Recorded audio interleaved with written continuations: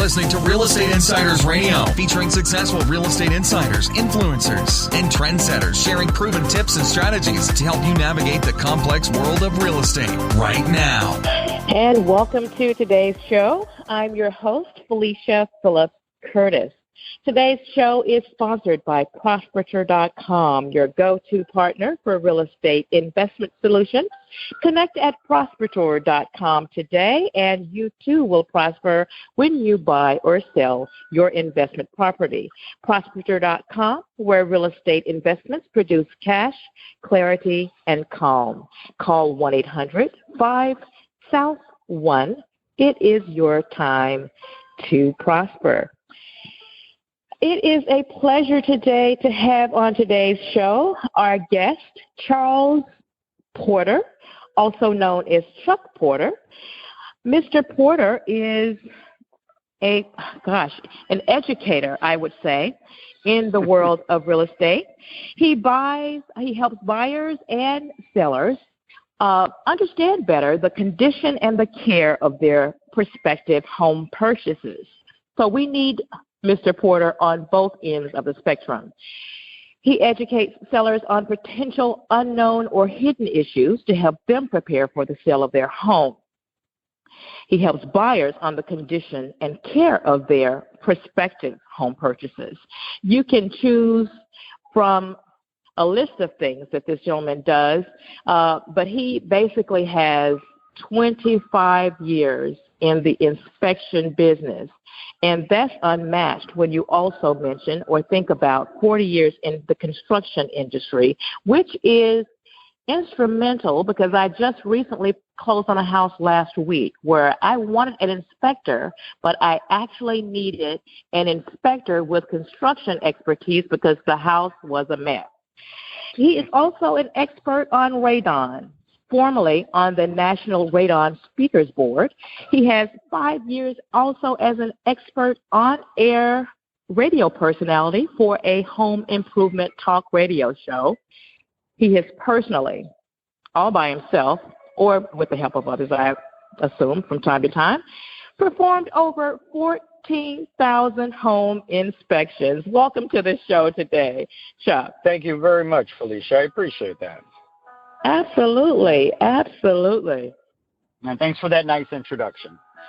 Well, it's all who you are. So, again, it is a real honor, especially to be talking with someone with the level of expertise you have in the industry. And quite frankly, real estate, I think the foundation of your success in real estate is knowing that you're making a sound purchase.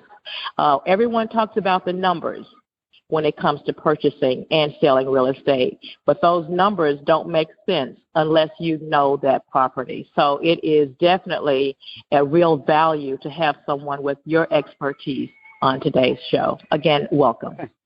Thank you very much. Yes. Happy to be here. Mm-hmm. Now, with that, tell me, do you have a perfect prospect? Is there a particular buyer or seller that you find yourself most able to help, Chuck? Well, it's really anyone across the board.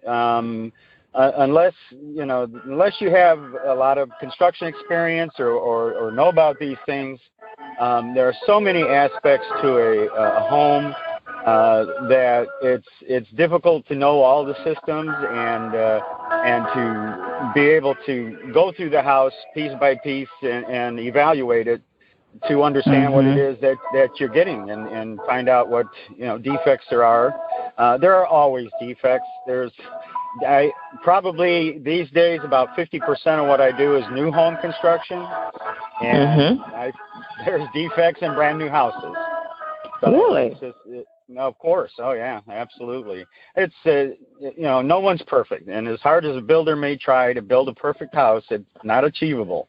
You have too many hands, mixing and working, and somebody's going to make a mistake or somebody's going to be careless, and mistakes happen. So we find issues in brand new houses all the time. Now that's a new one for me. Quite frankly, I was not aware of that. I am like probably the average consumer, thinking that if you don't want any headaches, the way to go is new. If you have a strong stomach, then you are okay with purchasing an older product and expect to have some challenges and be prepared for those. So that's a new concept for me, that there could be problems with a new property. Yep.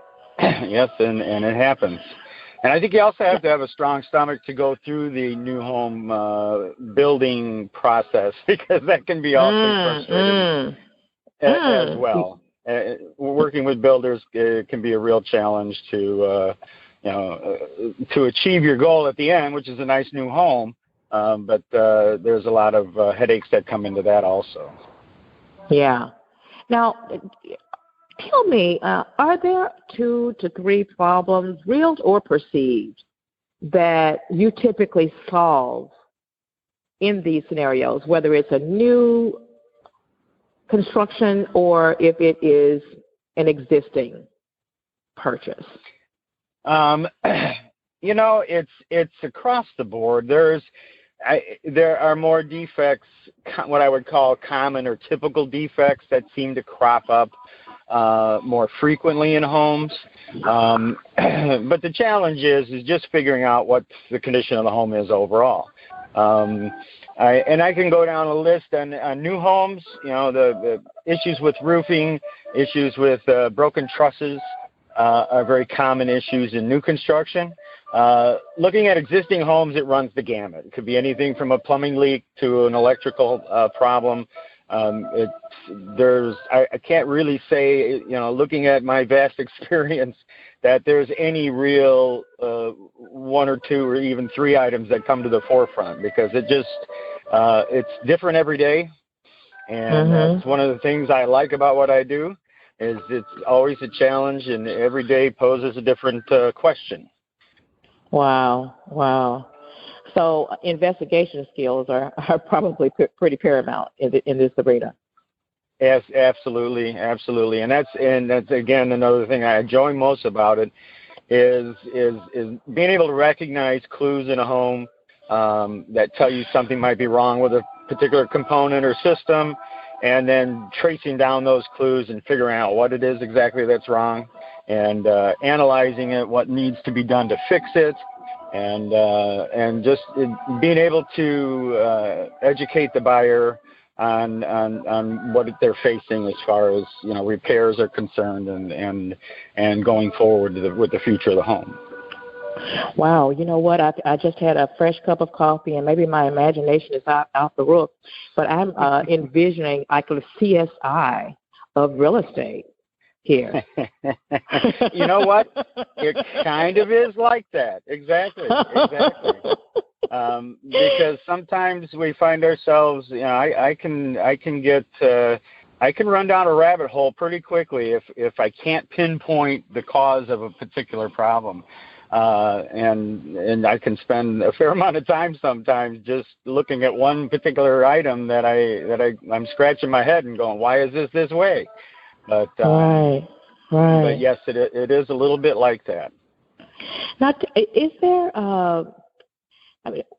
is there a particular reason that your clients listen to what you have to say? I mean, why would they be interested in what you have to say when you go in and you're doing these things? What makes you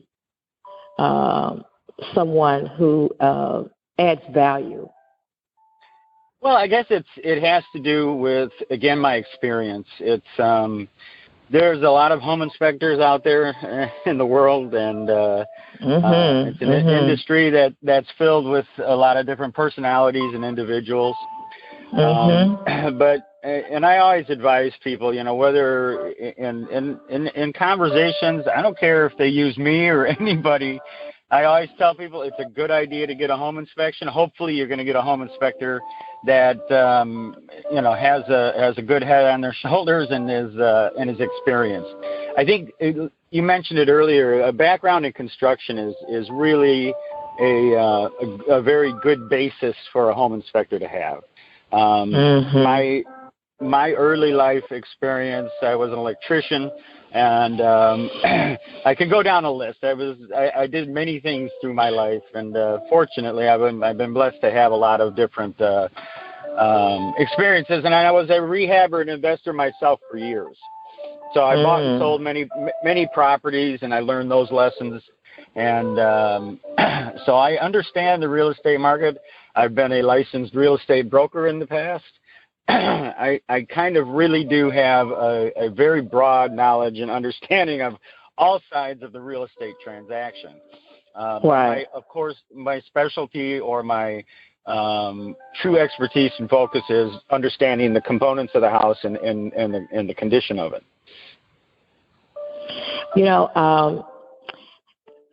You have magic.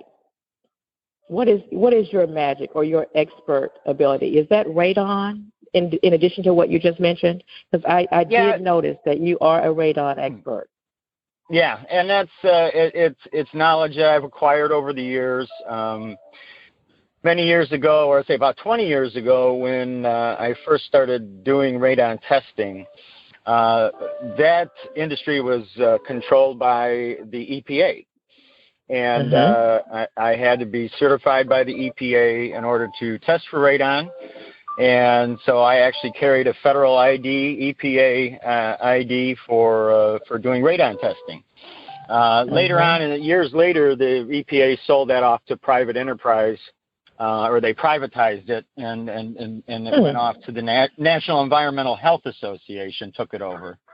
And but I've sat through many hours of education and classes and so on radon, its effects and so on. So yeah, you could say that's one of my areas of expertise. I don't typically, that's not something that anymore nowadays that I use a whole lot other than having the knowledge base. We still continue to do radon testing. But my real knowledge is of the working components of the house. The electrical system, the plumbing system, the heating and cooling system, the way the house is constructed, every aspect of the home. Now, this might be a weird question, but when you're investing in properties, oftentimes you're purchasing properties that don't have power on. I mean, there's just, and they will tell you, as a condition of the sale, you need to come in there and inspect the property without access to power. Now, is that even possible to really do to conduct a thorough inspection of a property without power? No, power, all the utilities are critically important to do a full and thorough inspection. Having the power on, having the water on, if there's natural gas, connected to the property, having all the utilities on is what's necessary to do a complete and thorough home inspection. I have done a few in my day without utilities that were in situations where they were, foreclosures or whatever the case may be, that the buyer simply did not have the option to do that. That doesn't really happen so much anymore. Even with Fannie Mae and Freddie Mac properties and other REOs or bank-owned properties, in most cases they make provisions to allow you to get the utilities turned on so that an inspection can be made. And a lot of times they'll do that for a couple of days. You can get in there and get the inspection done and be on your way. But it is really impossible. Based on a visual inspection, I could pick up a lot of things, but not nearly what's needed to be thorough and complete. Folks, we have on the show today Chuck Porter, who is a home inspector and construction entrepreneur, has been doing this for a number of years, almost all of his life, quite frankly, I think, and is someone who brings value to the industry with an extensive background in electrical, construction, radon, knows those systems in the home and performs investigations and educates his clients on what to expect, the degree at which to be concerned, and that sort of thing when you are buying or selling a home. He's here talking today with me, Felecia Phillips Curtis. Now, how do clients get in touch with you if they are interested in doing a home inspection or knowing more about inspection? Absolutely. Well, I'm available via my phone. My website is Porter Home. I don't know. Am I allowed to put that out there? Yes, absolutely. Mm-hmm. Okay. All right. It's porterhomeinspections.com. And people get a hold of me a lot of different ways. I'm referred through realtors. People email me and ask me questions. People text me. People call me. There's a lot of ways that people have that I'm pretty accessible. And I'm always very happy to talk to anybody and explain, what it is the process is and what it is I do and my pricing of my services, and et cetera, et cetera. Well, I know one of the things that I found interesting about you too, Chuck, is that you love education. You love educating your clients, tips on home maintenance, that kind of thing, what not to do in a particular home, and that sort of thing. Exactly. It's something I enjoy. Maybe in a prior life I was a teacher or something. I don't know, but I do like to. It gives me a lot of satisfaction when a client attends an inspection with me after several hours, that they really do know the systems in the home, the workings, and where things are, even little things like where's your main water shut off. This is, it may not seem like a big deal, but once in a while it happens. People have water line breaks or leaks, and especially if you have a big one, you're running around the house. You want to know how to shut your water off. Right. You don't need to be guessing at that. If there's water gushing out somewhere, you need to know where your water shut off is, and you need to keep it accessible. A lot of times they're in a closet, and I always tell my customers, look, keep this accessible, because if you pile a bunch of boxes in front of it or you bury it, and someday there is an emergency, you're going to wish you had left that clear so you could get to it quickly. And it's happened to myself, so I know there could come a time in your life where you need to shut your water off fast. But that's just one little aspect of it. There are so many. As you know, there's so many aspects to maintaining and taking care of a home, and things to do and not to do that a lot of people just don't even think about or realize. Right. Now, are there a couple of popular misconceptions about getting a home inspection that you could share with us? Yeah, I think why wouldn't I? Yeah, exactly. I can't. That's a good question. I don't know why you wouldn't get a home inspection. I think with some people, they might be buying a home on a tight budget, and so every penny counts. And a home inspection, $300 to $400 it can be an outlay that people look at and go, gosh, do I really need this? And of course, it's going to sound biased as an answer, but absolutely, yes, you need it. You got to get a home inspection, because unless, again, like I said, you have the knowledge about the working systems in the house, you just don't know what you're facing if you don't get everything thoroughly inspected. And so I think that, like I said, sometimes it's financial considerations. Sometimes people are suspect of a home inspector that might be referred by their realtor. Realtors, as a general rule, will have one, maybe two home inspectors that they like, and that they will refer to other people because they feel that they're good home inspectors.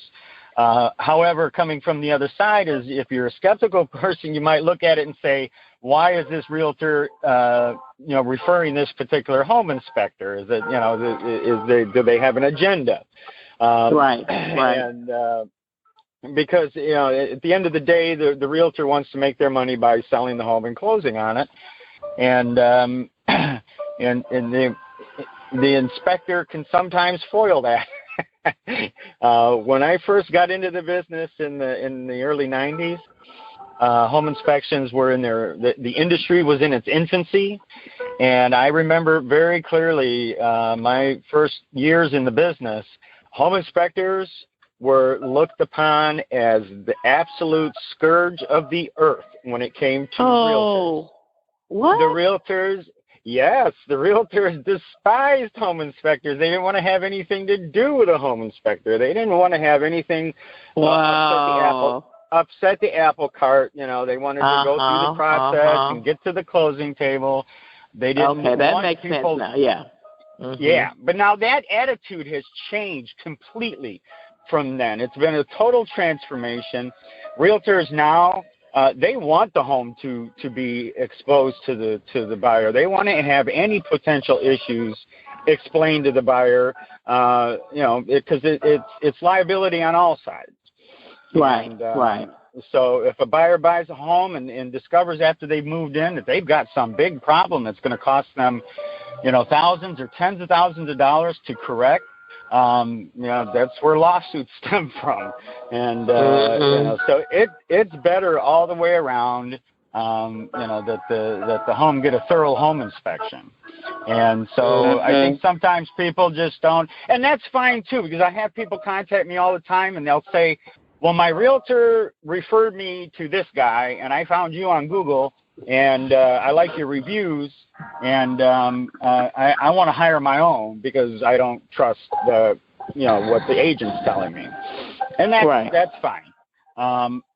But like I said, so these are some of the things too. And also understand the limitations of a home inspector. That is, as thorough as we try to be, and as some of us are in the industry, we are not infallible.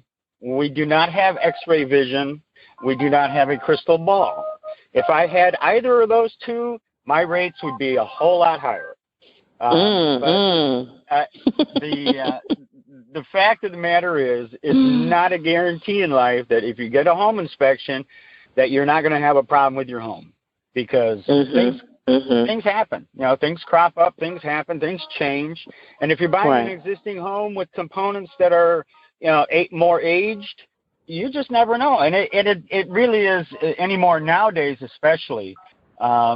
Years ago, you could plan on a water heater lasting you 12, 15 years or longer. You could plan on your furnace going 18, 20 years. And nowadays, just like appliances and everything else that they make, you just never know. I've replaced the furnace. I replaced the furnace at my house that was 5 years old, and they just the quality of things isn't what it used to be, and in a lot of cases. And like I said, so you got to understand that there are limitations, that the home inspector cannot see inside the walls, and cannot see problems that are totally hidden from view. But what you do expect from your home inspector is that they do see the issues that are at hand. And sometimes we can see issues that aren't apparently or readily apparent to everyone else because of our background and our knowledge, and we know how things work and so on. Now, what would you suggest I look for? I mean, I needed you last week on a purchase, and the purchase was so it was such a great deal that I basically put it in an offer for the price of the land. So if the house was not going to be okay, I was going to be okay. Exactly. And we called an inspector that I found, quite frankly, on Angie's list, that I wanted to have someone with a background in construction who also is an inspector. And he said that he would be able to come out the following day because he was working on a project. The project went over, and I only had a couple of days due diligence. So I did not have the benefit of an inspection. In cases like that, what would someone with a novice eye who knows nothing about inspections, at the very least, what should I walk around that property and look for? Well, okay. I always I typically start at the top and work my way down. And I would say number one, and it's a very high cost item, is the roof. And look at your roof shingles. You know, how do they look? Are they curled? Are they cracking? Do they look flat and smooth? The roofing is something you really need to get on to really evaluate up close. That's something a little different about me as opposed to a lot of my compatriots in this industry, is I do get on all the roofs of the homes I inspect. We're not required to by the licensure law in North Carolina. We're not required to get on roofs, and by and large, most home inspectors look at the roof from the ground with binoculars, and that's all well and fine. But you're not really gonna see the condition of the roof as opposed to being on from the ground. Right. Yeah, exactly. But as a novice, just walking around, that's one area, you know, obviously that you can look at. You know, anything that's on the exterior of the home would rot. You know, holes in things and things falling, peeling paint. I mean, there's just a lot of things that you can look at. As far as the interior of the home is concerned, run the water. It's hot coming out on the hot side. It's cold coming out on the cold side. You know, these are some fundamental things. Flush the toilets. I mean, these are all things that we do as an inspector, probably with a little more detail than maybe just a casual walkthrough person. But these are all things you can look for. If you have the opportunity to run either the heating or the cooling system, you know, run it. Does it heat the house? Does it cool the house? So these are some of the basic fundamentals. If you're looking at a house without the benefit of a home inspection, you know, the things that you can do just to look around. If you're looking at a property with a crawl space, which is very common in this part of the country, where I came from, I came from the Midwest, the Chicago area, and we came from a land of basements. And probably 90% of the homes had basements. Here, probably close to 90% have crawl spaces. So most people do not want to go in their crawl space. They don't like going in their crawl space. Quite frankly, as a home inspector, I don't like going in the crawl space. But I had to really change I moved here about 13 years ago. And I had to really change my thinking on that, because back in the Midwest, when I pulled up at a home and I looked and I saw that it was on a crawl space, I would start saying naughty little words under my breath because I despise crawl spaces.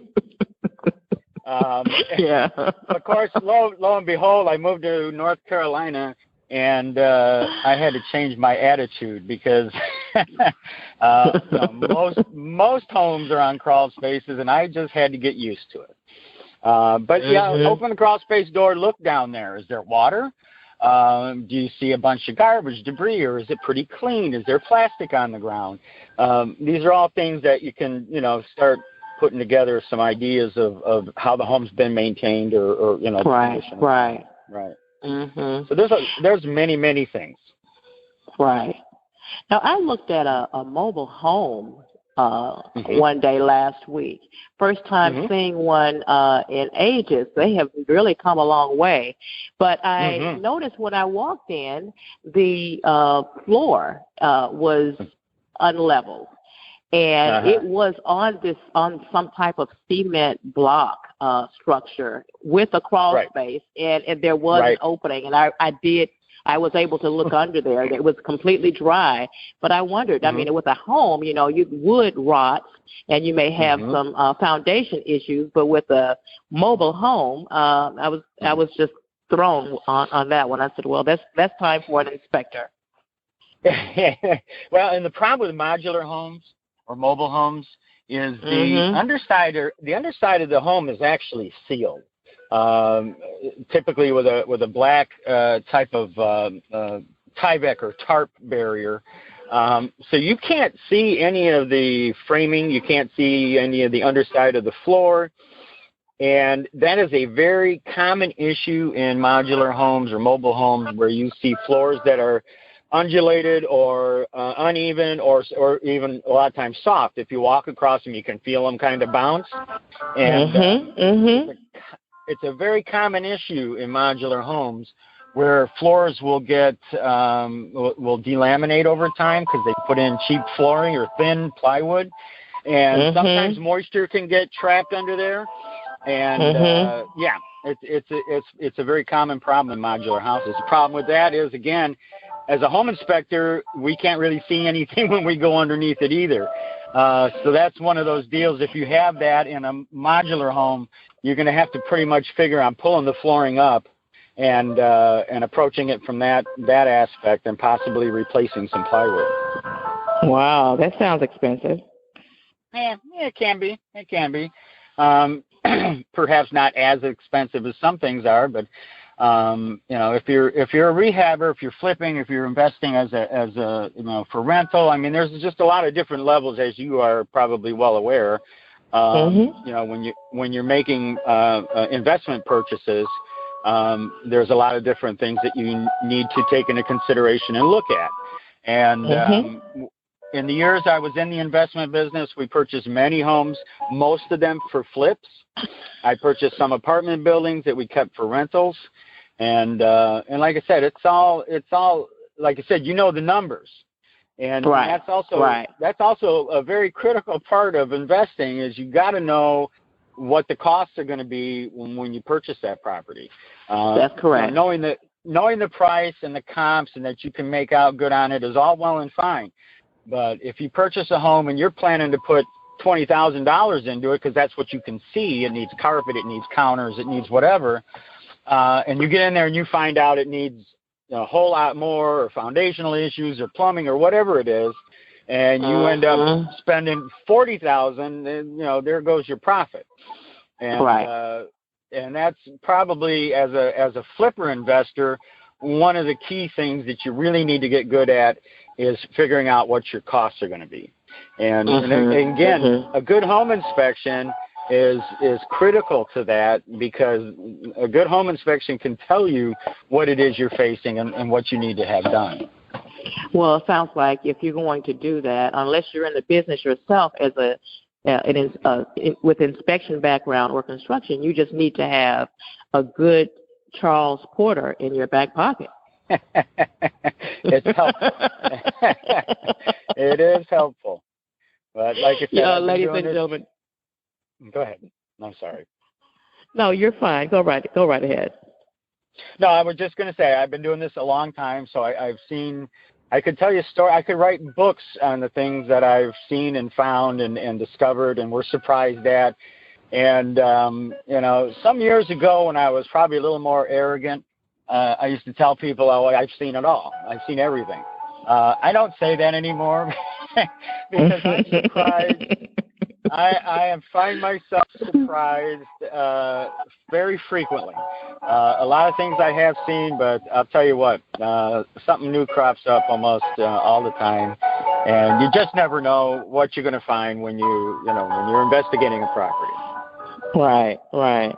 Well, ladies and gentlemen, you have been listening to the expertise of Mr. Charles Porter, also known as Chuck, and he is, again, an inspector and with 40 years background in construction, which is an incredible mix to have in the real estate industry. He is definitely a real estate insider. Now, one of the things that I want to ask you about before we do depart, Chuck, is about that big issue that people tend to be nervous about. A couple of them, actually. One is termites, and the other is mold. Those two things tend to really scare us away from the best of looking properties. How serious are those issues, really? Well, they can be very serious. Them? Yeah, well, those are very good questions. As far as termites are concerned, I have a termite inspector that I work with that does the actual certified termite inspection. because that's all they go into the home. That's all they're looking for when they go in the crawl space and around the property. They're just looking for the evidence of not only termites but any wood-destroying organisms. They call them WDOs, wood-destroying organisms, and that could be termites, it could be carpenter ant, it could be powder post beetle. There's a number of different things that can destroy wood, and also fungus growth or mold, as you put it, can actually destroy wood as well. So as far as the inspection process is concerned, and this is one of the areas that is most critical, and that is the crawl space, is looking for evidence of mold and fungus growth. Also looking for evidence of termites, which I do. I mean, it just kind of goes with the territory. And termites in North Carolina specifically is the second leading state for subterranean termites. So to anybody that's hearing my voice, I have one thing to say. If you're not getting an annual termite inspection, please start now. Termite companies, the way they're set up is you sign a contract with them, and for whatever it is, $150 a year, they come out and they inspect it. You got to stay on top of that because termites will destroy your home if they get a foothold. More often than not, termites are caught coming up the foundation wall. They make little mud tunnels up the walls. And this is one of the things you look for as far as termites are concerned. And if it's caught early, before they get to eating the wood, it's not really that big a deal because it can be treated and you're good to go. I had a house just the other day that way. The buyer got very nervous when they were told that there was some termite tubes in the foundation. And but the fact was the termites hadn't gotten to the structure. There was no damage, and it was very easily treatable. So that's then it becomes not such a big deal. So just to hear that you have termites is not usually the kiss of death, unless you've had a severe infestation for a very long time, and I've seen those where they can just absolutely destroy a home. Mold is a very tricky issue. As home inspectors, we don't do mold, we don't cover mold. If we see mold or if we see fungus growth in the crawl space, we will direct our client that if they wish to follow up with an industrial hygienist or an environmental mold remediation contractor that can go in and look at it and give them a better idea.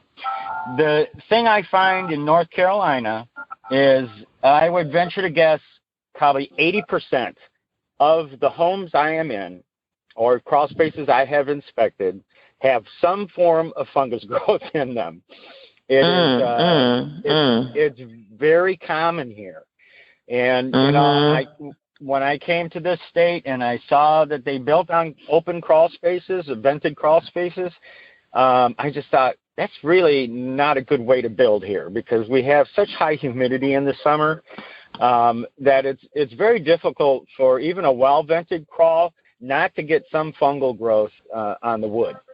And so it's a very, very common thing to see. The thing you got to determine is how severe is the problem, and it's two things that cause it. It's either lack of air ventilation or it's moisture.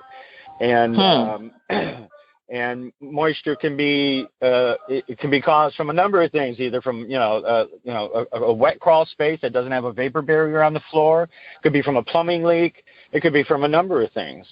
Mold sometimes can get a foothold inside a wall where there's a plumbing leak, and in those cases we can't see it.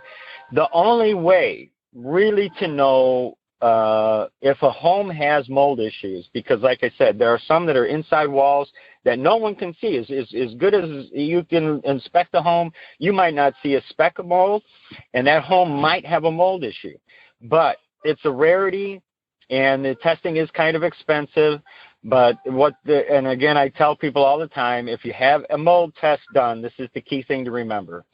If they're going to do an air sampling for mold in a house, they have to do two samplings. They have to do one outside and they have to do one inside, and they have to be done. They have to be done at the same time, because if you do basically when they do an air sampling, they get a mold count. In other words, what's the count? But you hear it on the news every morning when they say the weather. The mold count today is such and such. So all you people with allergies, you're going to have a miserable day. So mold mold is in the air. It's around us all the time. It's part of the weather systems. And if you go into a home and you take, and I've seen this done, and I scratch my head afterwards, but I've seen mold contractors go in and take an air sampling of mold of the air inside the home without taking a reading outside. And there's no way for you to determine then if that reading is elevated.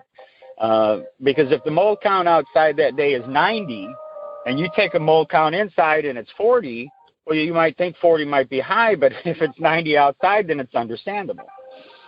So you have to have both to get a focus on that.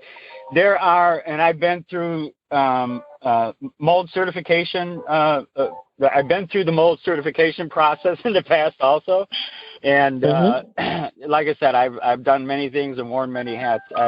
At one point, I was going to offer mold testing. I never pulled the trigger on it, but I went through the certification process.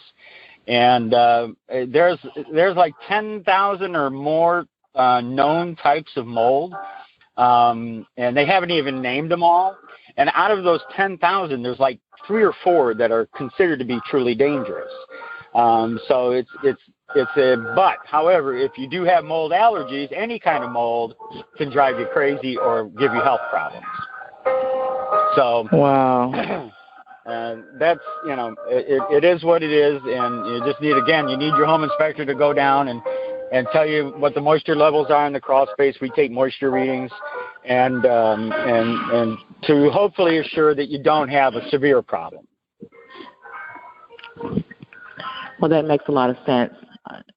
Chuck Porter, with, again, an extensive amount of expertise and background in all areas of inspections and construction.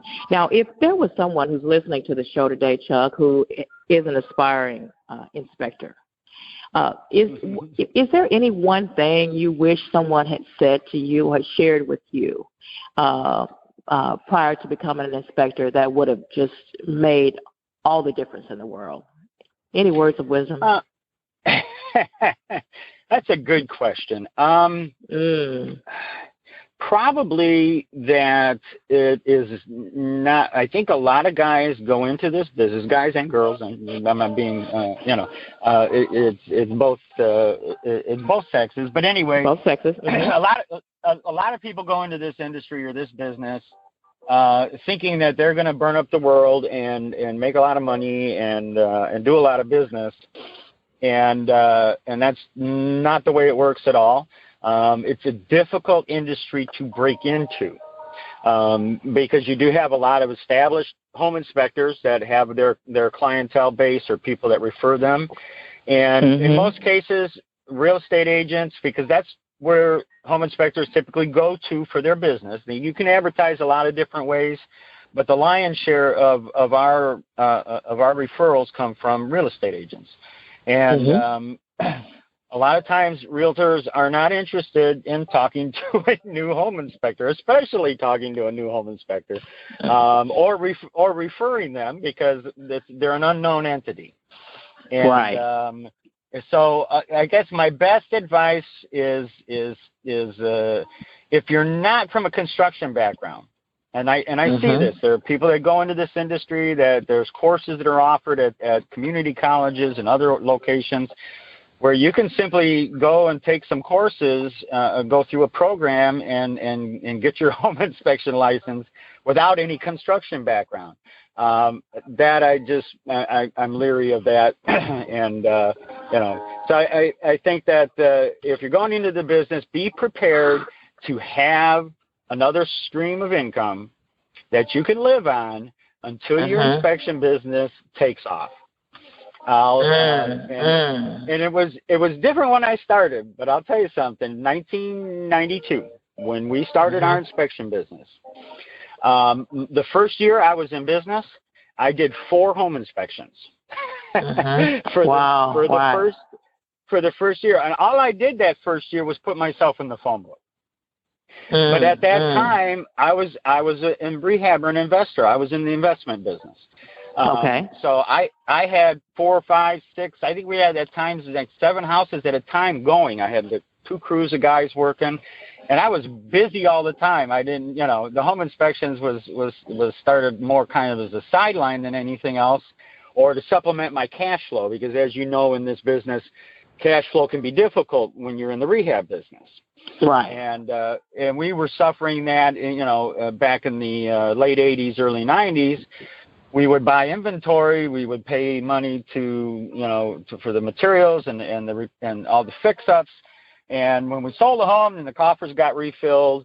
But we were either going from, pinching every penny, stealing from Peter to pay Paul, or we would get flush with that. And my partner and wife said, you know what, we need to do something with it that has better cash flow. And I told her, I said, well, dear, when you think of it, let me know. And she did. She said, well, we should start a home inspection business.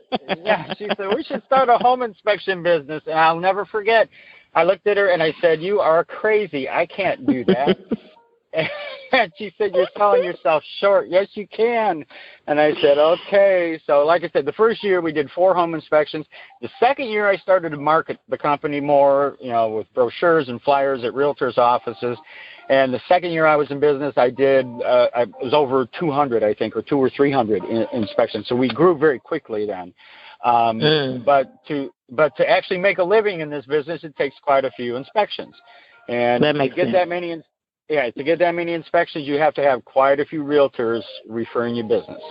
So, my advice to anybody is, if they're going to if they want to be a home inspector and they're going to go into this business, they have to have something else going on. They can't go into the business and expect to survive, because they won't.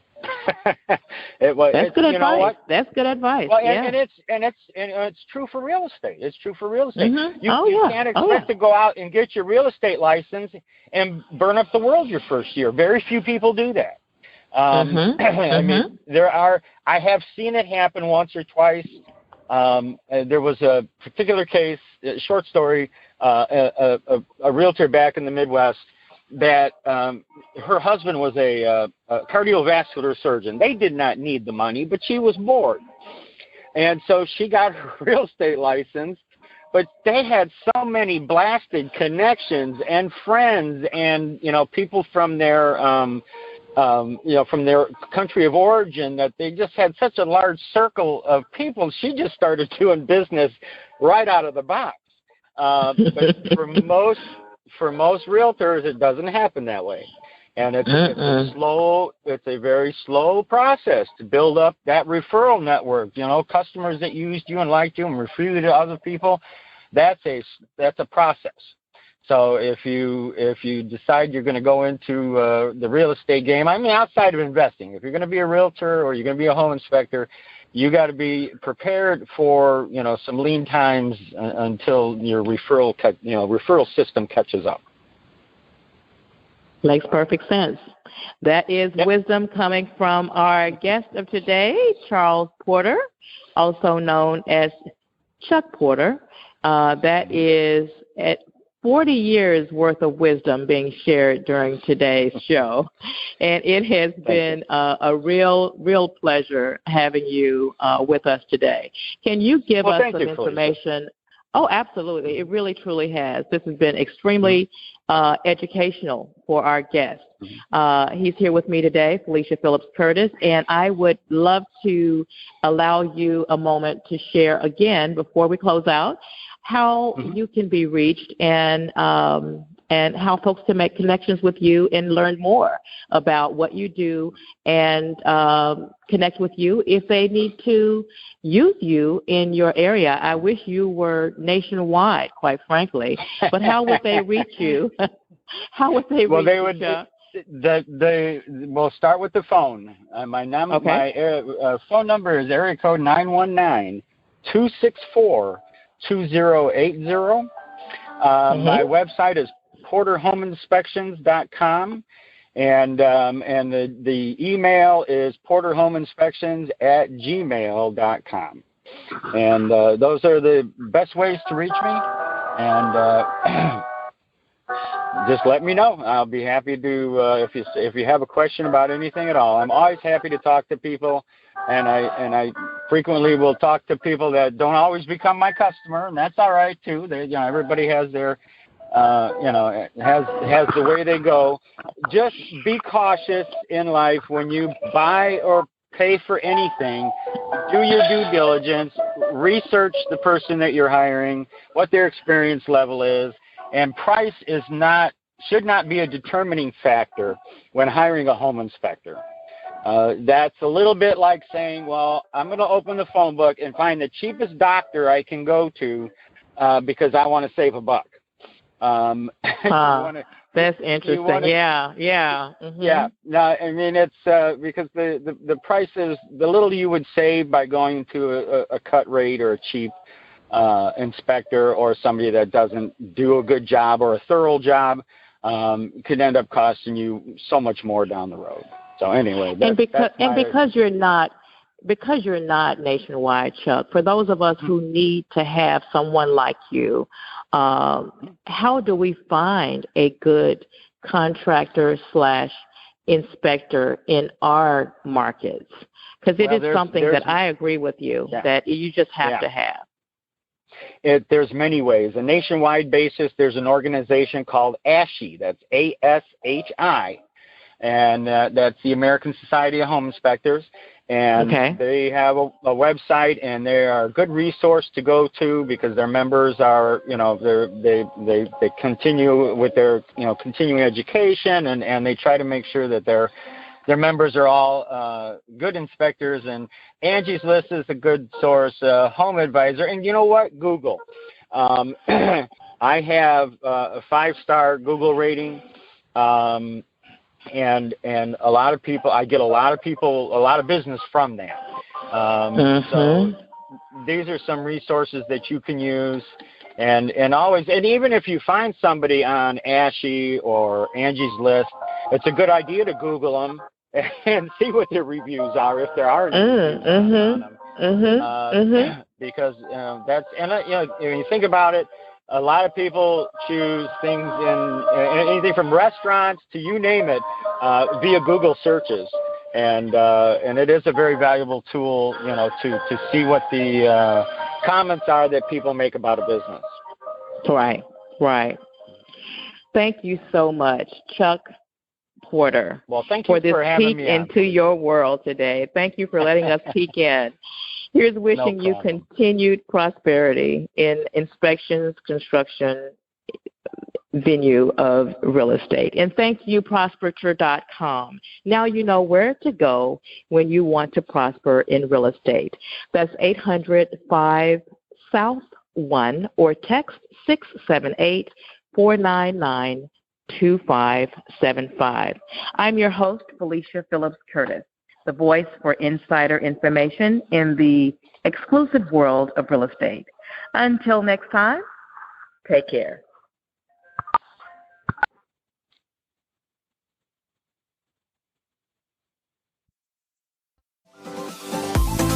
This has been another episode of Real Estate Insiders Radio. To hear all episodes featuring our handpicked real estate insiders, visit us online at realestateinsidersradio.com.